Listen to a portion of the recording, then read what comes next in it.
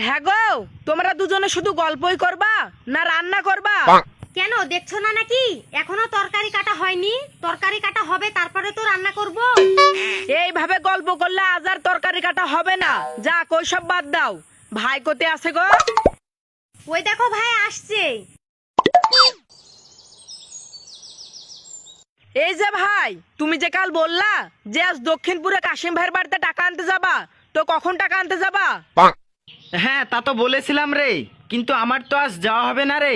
মাঠে বেগুন গাছগুলোর খুব খারাপ অবস্থা। আজ যদি ওষুধ না দিই তাহলে গাছগুলো সব নষ্ট হয়ে যাবে।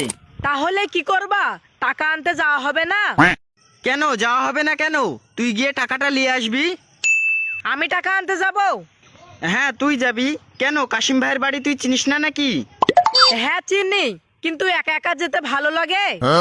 আরে একা একা যাবি তো কি হবে, সাইকেলে যাবি আর টাকাটা নিয়ে চলে আসবি।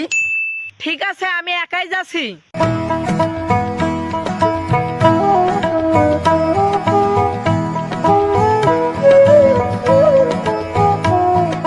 ভাই আমি তাহলে টাকা আনতে গেলাম। ঠিক আছে যা, আর আসার সময় টাকাগুলো সাবধানে নিয়ে আসবি। ঠিক আছে ভাই।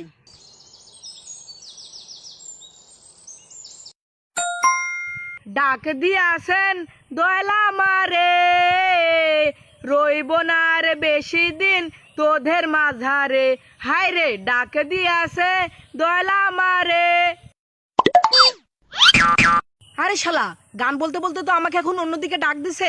এ ফাঁকা রাস্তায় পেশাব চাপালো, এখানে আবার কোথায় পেশাব ফিরবো?